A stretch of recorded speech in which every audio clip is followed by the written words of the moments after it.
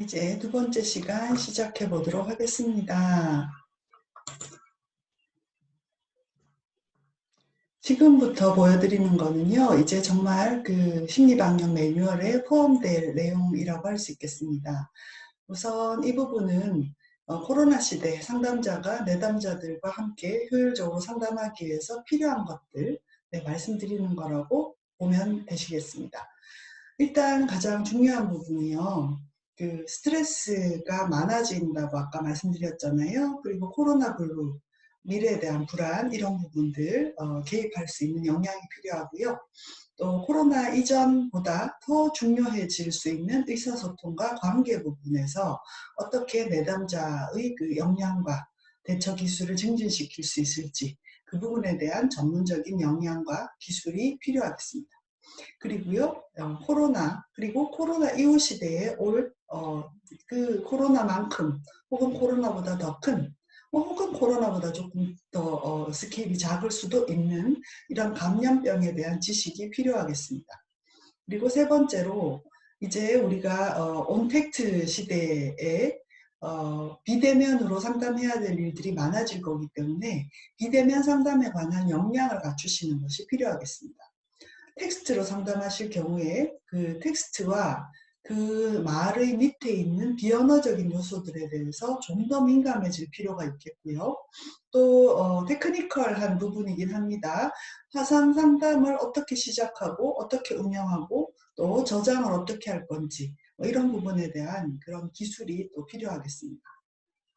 이 세 가지가 함께 어우러질 때 우리가 코로나 시대에도 내담자를 더 잘 도와줄 수 있을 것이고요. 이렇게 이제 비대면 상담이 늘어난다고 하면 우리가 지역적인 제한을 벗어나게 되죠. 제가 지금 대구, 경산 이 지역에 있습니다만 전국에 있는 내담자들을 상담할 수도 있는 것이지요. 네. 이미 이제 제가 화상 상담을 하고 있는데요. 이 연결 부분에 대한 문제만 없으면 어, 마스크를 벗고서 상담할 수 있기 때문에 오히려 또 더 많은 정보를 가지게 되는 부분도 있습니다. 물론 직접 대면에서 마스크를 벗고 상담할 때의 그 서로에게 오가는 그런 인간적인 향기라든지 어, 그 진동이랄까요? 귀로 전해지는 그 어떤 교류 이런 부분, 그런 교감은 아무래도 제한받지만 그래도 마스크를 쓰고 상담하는 것보다는 더 나은 면도 저는 있다는 생각이 듭니다. 자, 이제 상담자가 온택트 시대로 간다는 점, 그리고 이제는 이상한 것이 아니라 노말이 되어가는 뉴 노말들에 익숙해지는 것, 그리고 그거를 잘 활용하는 것, 이런 것이 필요할 것입니다. 네. 뉴노멀은 참 많습니다. 마스크를 쓰고 다니는 것이 이제 정말 대표적인 뉴노멀이라고 할 수 있겠지요. 그거 외에 우리가 손세정제를 휴대하기도 하고 자주 손을 씻는 것, 그 다음에 식사할 때 마주하는 것보다는 나란히 이렇게 옆으로 앉아서 밥 먹는 것, 식사할 때는 대화를 좀 덜 하는 것, 그래서 서로 침을 튀긴다든지 이런 일을 방지하는 것, 이런 것들이 새로운 뉴노멀에 해당될 것이고, 화상 상담, 화상 교육 이런 것들이 뉴노멀이 되어가죠. 이런 것들을 잘 활용하는 것이 필요할 것입니다. 그 다음에 세 번째 조금 더 집중해서 봐주시겠어요? 네. 비대면 상담에서는 공감을 좀 더 신경 쓸 필요가 있습니다. 그냥 대면에서 우리가 가까이 앉아서 마스크를 벗고 내 온몸과 내담자의 온몸이 함께하고 있을 때 말을 하지 않아도 그냥 내 눈썹이 좀 떨리는 것, 내 눈가가 촉촉해지는 것, 이런 거를 내담자가 감지할 수 있고 그걸 통해서 공감받을 수 있습니다. 그런데 대면 상담은 쉽지가 않죠. 자, 제가 나오는 화면이 조그맣습니다만 이게 전체 화면이 된다 하더라도 제 눈가에 맺힌 촉촉함이나 이런 것들을 알아차리기는 쉽지 않으실 거예요. 그죠? 네. 그런 거죠. 그래서 공감이 이 언어적으로 주어지는 이 공감이 대면 상담보다 비대면 상담에서 훨씬 더 중요하다고 할 수 있습니다. 그래서 이따가 말씀드릴 기회가 있겠지만 제가 잊어버릴까 봐 미리 말씀드리면 좀 더 강한 공감, 좀 더 센 공감, 그냥 아, 이렇게 이야기할 것도 아, 이렇게 조금 더 제스처나 이런 것들도 좀 크게 이렇게 해서 화상 상담에서도 전해지게 하는 것. 그 다음에 텍스트 상담이라고 하면 문자를 통해서 마침표 개수, 그 다음에 이렇게 휴 하고 내가 한숨 쉬는 것을 문자로 표현하는 것. 이런 것들을 통해서 공감을 전달해야 되거든요. 그래서 텍스트 상담을 할 경우에 내가 어떻게 공감을 전달할 수 있을 것인가. 이런 거에 대한 민감함과 역량이 좀 필요할 거라고 생각이 됩니다. 마찬가지로 대면 상담에서보다 사례 개념화도 조금 더 공을 들여야 될 필요가 있습니다. 네.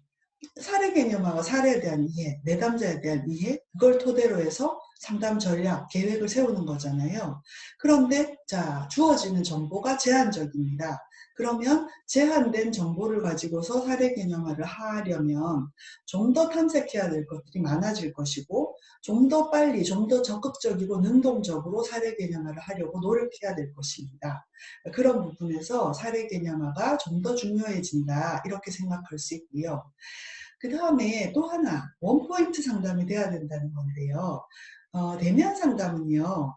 조금 상담이 미진해도 이미 얼굴을 서로 보았고 이렇게 만났기 때문에 그 다음 상담 약속에 안 오기가 좀 어려워져요.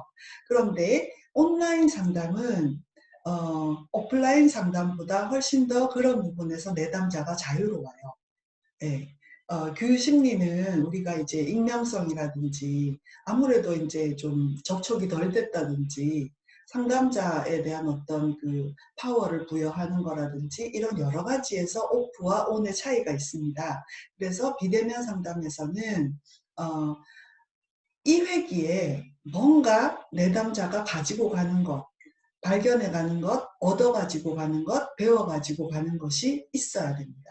그래야 다음 상담에 오게 될 가능성이 있습니다.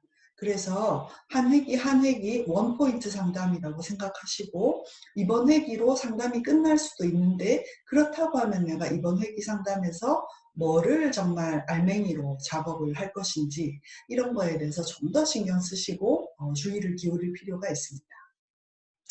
그 다음에 이게 이제 온택트이기 때문이기도 하고요. 코로나 시대가 내담자에게 주는 영향 때문이기도 한데 우울하고 불안한 사람이 많잖아요. 네, 정신건강이 위협받잖아요. 이런 경우에는 내담자의 강점을 좀 더 함께 적극적으로 발굴하고 그것을 함께 들여다보고 내담자가 자기 강점을 확실하게 찾아서 그 강점을 통해서 또 살아갈 힘을 얻도록 하는 이런 강점 중심 상담 접근이 더 중요해진다고 할 수 있겠습니다. 그 다음에 사회적 거리두기, 집안에서 이렇게 좀 고립된 생활 이런 것이 많아지기 때문에 대면 교류든 비대면 교류든 사람들하고의 접촉이 줄어들기 때문에 네트워킹이 또 무엇보다 더 중요해지겠습니다. 그래서 내담자가 개인 사람 혹은 어떤 집단 조직, 그 다음에 지역사회의 서비스 이런 것들과 네트워킹이 될 수 있도록 해주는 것, 이 부분에 좀 더 신경을 쓸 필요가 있습니다.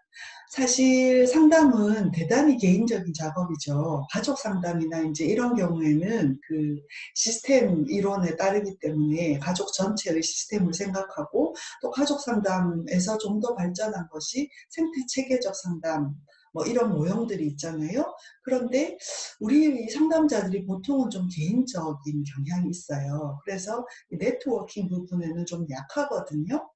그래서 코로나 시대 그리고 그 이후에는 이 부분을 잘 할 수 있는 그런 역량을 갖추는 것도 필요한 일이다. 네, 진작에 이거는 코로나 시대가 아니어도 이 부분을 중요하게 생각할 필요가 있고 이 부분을 잘 개입할 수 있는 그런 역량을 가져야 되는데 코로나 시대가 닥치면서 이 부분의 중요성을 좀 더 부각했다는 생각이 저는 있습니다. 그래서 우리가 이런 것도 잘 할 수 있는 상담자가 되는 것 이거 아주 중요합니다. 그렇게 됩시다. 라고 저는 말씀드리고 싶어요. 그 다음에요. 비대면 상담이라서 매체 활용이 좀 더 필요하기도 하고요. 비대면 상담이라서 온라인 상담이라서 매체 활용이 좀 더 쉬워지기도 하고요. 또 이게 이제 코로나 시대가 4차 산업혁명 사회의 중간에 지금 일어났잖아요. 그래서 4차 산업혁명 사회가 이게 초연결 사회로 들어가기 때문에 우리가 인터넷을 좀 더 잘 활용할 수 있게 되었어요. 그래서 인터넷상에서 여러 가지 매체 활용법을 우리가 쉽게 익힐 수도 있고 내담자에게 전할 수도 있고 또 인터넷이나 스마트폰을 이용해서 여러 가지 매체를 좀 더 손쉽게 상담에 활용할 수도 있게 되었어요. 근데 그렇게 되었다고 우리 상담자들이 모두 다 매체 활용을 상담에서 아주 잘하게 된 거는 아니잖아요. 이건 별도의 노력이 필요한 일이죠. 그래서 사실 이제 그 매체로 뭘 쓸 수 있는가 생각할 때 정말 여러 가지를 쓸 수 있어요. 자, 제가 지금 화상으로 말씀드리면서 PPT 자료 띄웠잖아요. 그죠? 그러니까 이런 것처럼 여기에 동영상도 띄울 수 있고 뭐든지 이제 보여주고 내담자랑 자료를 공유할 수 있죠. 그걸 통해서 여러 가지 것들을 나눌 수가 있는 것입니다. 또 저희 수업의 일환으로 이제 집단 상담이라는 수업이라서 그 수업에서 여러 가지를 시도했는데요. 음, 저희 대학원생 선생님 한 분이 음악 치료도 시도하셨고요. 미술 치료도 시도하셨고요. 푸드 아트 테라피도 시도하셨어요. 그게 다 가능하더라고요. 네. 그래서 대면에서도 물론 이런 것들을 할 수 있지만 비대면에서도 이것들을 충분히 다 할 수 있다. 그리고 오히려 만약에 무용 동작 치료를 한다고 쳐요.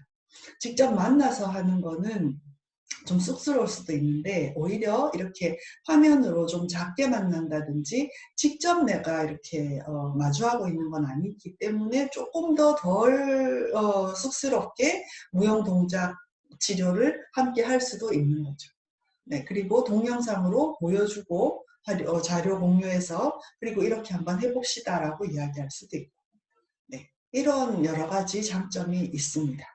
그 다음에 이제 지금 제가 노트북으로 선생님들에게 말씀드리고 있습니다만 만약에 제가 이제 듀얼 모니터라고 합시다. 그러면 제가 하나하나 매체 활용법을 잘 모를 때 대면 상담이라고 하면 잠깐만요 이렇게 하고서 찾아보고서 합시다 이렇게 하면 좀 그렇잖아요. 그런데 듀얼 모니터면 네, 이쪽에다가 제가 그 매체 활용법을 띄워놓고 그걸 참고해 가면서 내담자와 함께 할 수도 있는 거죠. 그래서 여러 가지 면에서 대면 상담보다 매체 활용이 비대면 상담에서 힘들다가 아니라 오히려 더 자유롭고 더 잘 활용할 수도 있다. 이렇게 말씀드릴 수가 있고요. 그 다음 조금 더 소극적인 측면에서는 대면 상담에 비해서는 아무래도 서로의 교감이나 이런 부분들이 떨어지고 언어적인 상담 중심으로 가게 되잖아요. 그렇기 때문에 그 부분들을 보완하기 위해서도 매체를 좀 더 적극적으로 활용하는 것이 도움이 될 수 있을 것입니다. 자, 이제 상담자가 어떤 것을 준비해야 되는지가 매뉴얼의 첫 부분에 있어야 된다고 하면 그 다음 두 번째로 이해할 부분으로 아마 들어갈 부분이 이런 코로나는 사실 전 세계적인 트라우마의 문제거든요. 그래서 트라우마에 대한 이해가 물론 이제 최근 들어서 코로나가 아니더라도 우리는 트라우마 이렇게 많이들 이야기를 했습니다. 크고 작은 트라우마를 생각하면 어느 한 명도 트라우마가 없는 사람은 없다라고 할 정도로 이것은 만연한 광범위한 그런 일입니다만 코로나 시대가 좀 더 여러 가지 트라우마를 가지고 오게 되고 또 이후에 코로나 같은 감염병 이런 재난들이 있다고 할 때 트라우마를 잘 다루는 역량은 매우 중요합니다. 그래서 트라우마에 대한 이해 부분이 아마 매뉴얼에 들어가야 될 거라고 생각이 됩니다. 그래서 그 부분에 대해서 간략하게만 좀 말씀을 드리면요. 트라우마의 영향은 세 가지로 분류가 됩니다. 의학적인 전문가들의 이야기에 의하면 네, 디스트레스, 네, 스트레스로 인한 여러 가지 고통들, 특히 이제 심리적인 고통들이죠. 이것이 있게 되고요. 그 다음에 경우에 따라 건강 위험 행동들을 하게 된다는 것이 있고요. 트라우마가 심할 경우에 정신병을 일으키기도 하죠. 이 세 가지에 대해서 조금만 더 간략하게 말씀을 드릴게요. 디스트레스는 스트레스와 관련된 심리적, 정신, 신체적 증상이라고 이야기할 수 있고요. 심리적 외상 후에 예상되는 여러 가지 반응들이라고 이야기할 수 있습니다. 그러한 반응들로는 이제 여기 적힌 것처럼 분노감, 불신, 슬픔, 불안, 공포, 자극, 과민 이런 것. 네, 좀 더 상세하게 살펴보면 적개심이나 좌절감, 혼란스러움 같은 것이 이제 그 트라우마로 만나게 되는 정서 반응이고요. 아무래도 대인관계에도 좋지 않은 영향을 트라우마는 주게 돼요. 트라우마 때문에 가족 안에서 갈등이 증가한다든지 트라우마로 인해서 가정폭력이 일어난다든지 이런 일들이 있는 거죠. 그 다음에 이제 공부나 직무나 이런 일과 관련된 어떤 일과 관련된 그 기능 저하도 일어납니다. 아무래도 트라우마가 있는 사람들은 트라우마가 재활성화되기 시작하거나 뭔가 이렇게 막 침투하듯이 그 트라우마와 관련된 기억이 떠오른다든지 이럴 때 그걸 이제 침습적 사고 혹은 침투적 사고라고 이야기하는데 그런 것이 있을 때 집중이 떨어질 수밖에 없잖아요. 그래서 그런 부분들도 나타나고요. 수면장애, 네, 악몽을 포함하여 집중력 곤란, 그다음에 이 식욕과 관련된 변화 뭐 이런 것들이 일어나고 작은 일에도 깜짝 놀란다든지 네, 또 별거 아닌 거에도 슬프다든지 별거 아닌 거에도 정도 이상의 분노가 치민다든지 이런 과각성으로 인한 여러 가지 일들이 일어날 수 있는 거죠. 이것들을 디스트레스라고 이야기를 하고요. 건강위험행동은 문헌들에서 알코올을 많이 쓰게, 술을 많이 마시게 된다든지 카페인, 커피나 녹차 같은 거, 주로 이제 커피가 대표적이죠. 카페인을 많이 좀 섭취하게 된다든지 담배를 많이 피우게 된다든지 뭐 이런 것들 심한 경우에는 이제 약물, 네, 여러 가지 약물들 건강에 안 좋은 네, 그런 것들을 더 많이 사용하거나 안 쓰다가 쓰게 되거나 이런 일이 있을 수 있죠. 그 다음에요, 이것까지 생각을 못 하셨을 수도 있는데, 피해자 구호나 피해자에 관련된 자원봉사 등 재난과 관련된 업무에 지나치게, 그러니까 지나치게가 중요합니다. 지나치게. 지나치게 헌신하는 행동도 건강위험 행동으로 분류가 됩니다. 그러니까 지나치다는 것을 생각하셔야 돼요. 이게 뭐 왜 건강위험 행동이야? 이렇게 생각하실 것이 아니라 지나치게 집중해 주시면 좋겠습니다. 그 다음에 이제 정신병, 정신과적인 질환까지 비극적으로 이렇게 될 수도 있다는 거. 그래서 이제 우리가 PTSD라고 부르는 것들이 생기는 거죠. 게다가 이게 복합이 되게 되면 진짜 네 어렵습니다. 네. 그래서 여러 가지 장애라고 불리는 것들, 그 다음에 심한 경우에 이제 조현병으로 간다든지 뭐 이렇게도 될 수가 있는 거죠. 그래서 정신과적인 여러 가지 어려움에 시달리게 되기도 합니다.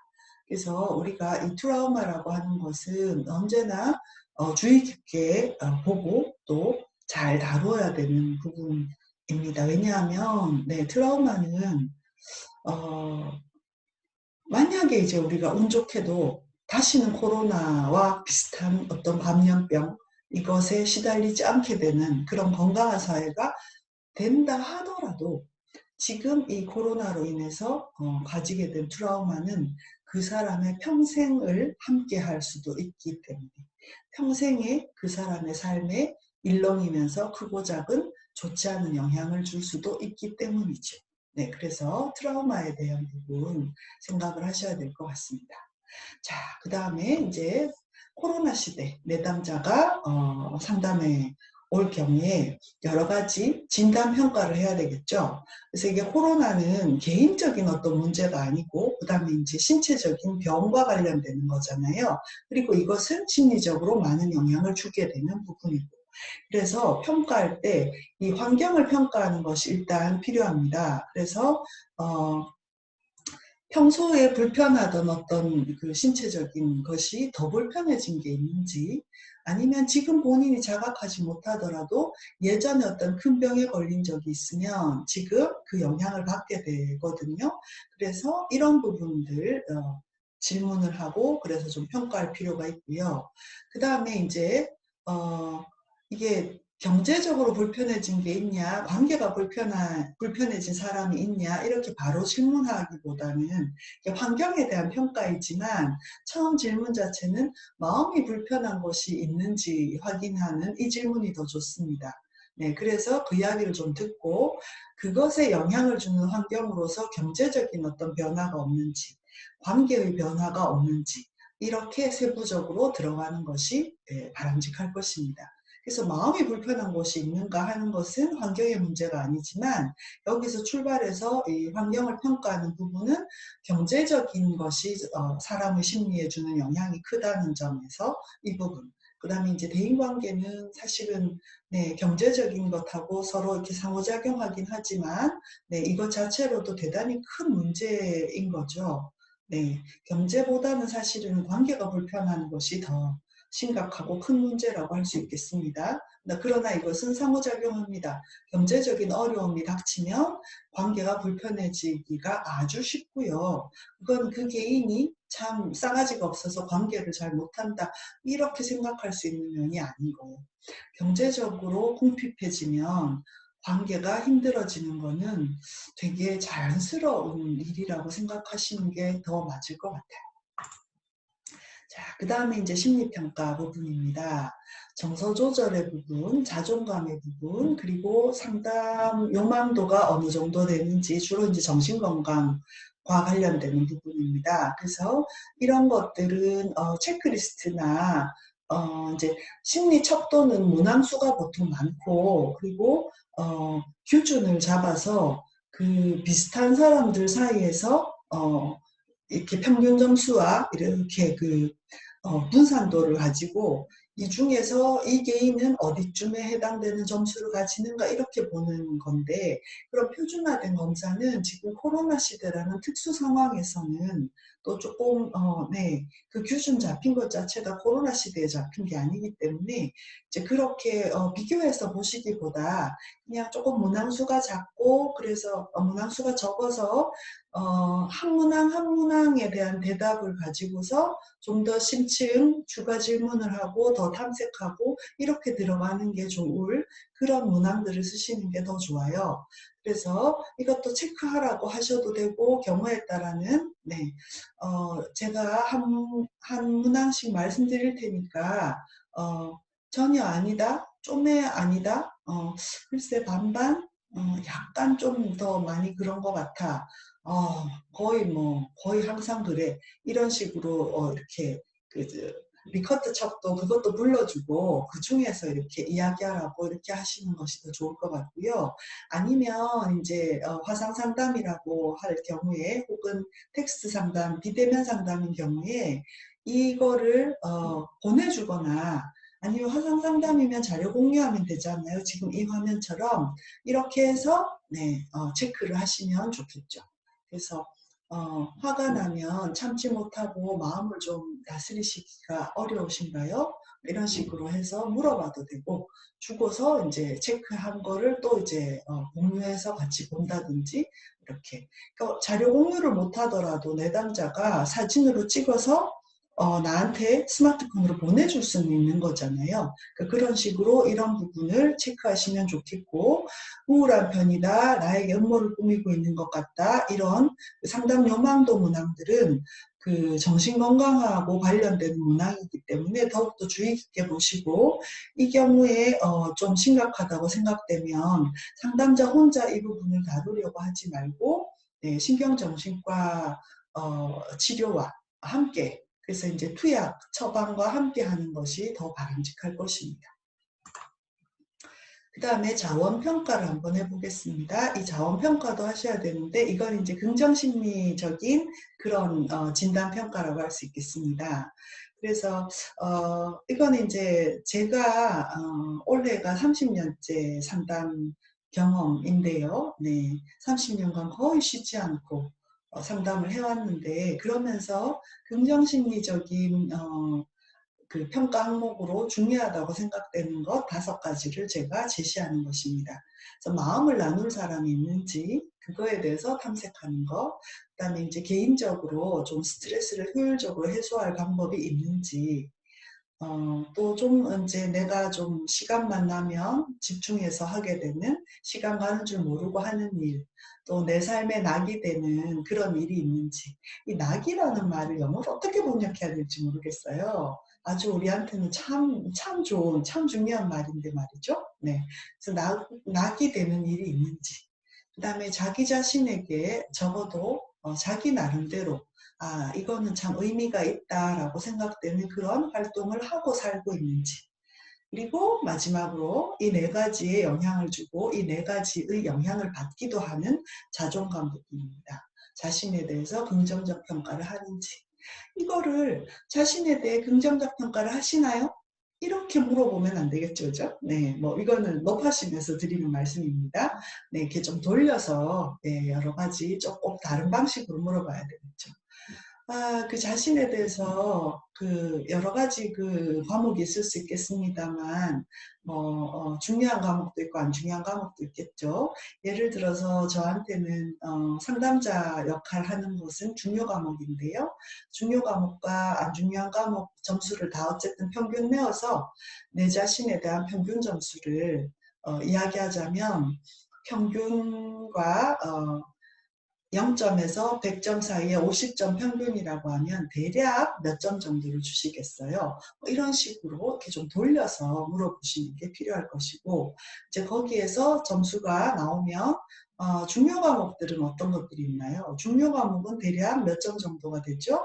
안 중요한 과목들은요, 이렇게 좀 세부적으로 이제 탐색하는 것이 필요하겠죠? 네. 그래서 이 내담자가 가지고 있는 자원을 평가하는 것은 아무리 강조해도 지나치지 않습니다. 내담자가 나에게 이런 자원이 이 정도로 있구나라는 거를 본인이 자각하지 못하고 미처 알아차리지 못하고 있을 수가 있어요. 그런데 이런 긍정심리적인 이제 이 자원이라는 거는 상담에서 다루고자 하는 그 목표와 관련돼서 자원이 되는 것들이죠. 그래서 내게 이런 자원이 이 정도로 있구나라는 것을 알아차리게 되면 그 자체로 내담자에게 힘이 생기고 그 자체로 긍정적인 변화가 생기는 거죠. 그래서 이런 관점에서 문제의 원인 이렇게 파고드는 것도 필요하기는 한데, 이렇게 긍정심리적인 그런 자원을 평가하는 것도 꼭 필요하다. 그리고 이 균형을 좀 잡아줄 필요가 있다. 이렇게 말씀드릴 수 있겠고요. 그 다음에 그 자체로 변화가 일어나기도 하지만 이것들을 파악을 했을 때 상담 목표를 내담자와 함께 같이 작업하는 데 있어서 이런 자원들이 내담자한테 무기가 되고 힘이 되어서 상담 목표를 훨씬 더 효율적으로 성취할 수 있도록 하는 그런 그 아주 중요한, 그래서 자원인 거죠. 네, 이건 그냥 그 사람에게 자원이 아니라 상담 목표 작업을 하는 거와 관련되는 자원이라고 생각하시면 좋겠어요. 물론 이 자체는 상담 목표만 관련되는 자원은 아니에요. 이거는 이 사람의 삶에서의 자원이죠. 잘 살아가고 건강하게 행복하게 살아가도록 도와주는 자원인데, 우리 상담자가 내담자와 만날 때는 상담 목표와 관련된 자원으로 평가를 하시고 잘 활용하시는 것이 필요한 거죠. 이제 개입 부분을 말씀을 드릴 텐데요. 개입 부분은 또 저희가 한 30분 정도 되었기 때문에 조금 쉬고 나서 다시 말씀드리도록 하겠는데요. 이거는 한번 쉬시는 동안에, 그렇다면 개입을, 내가 상담 개입을 한다고 할 때 어떤 것들이 필요할까?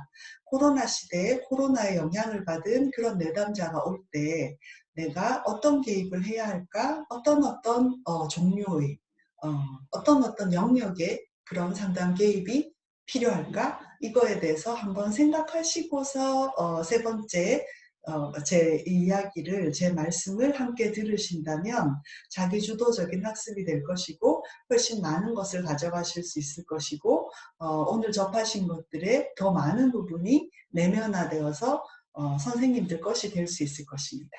네, 조금 쉬시고요. 그리고 곧 다시 만나도록 하겠습니다. 네, 제가 일단 화면 공유를 끄고요. 네, 차 한잔 하시고 조금 쉬시고 곧 다시 뵙도록 하겠습니다. 네.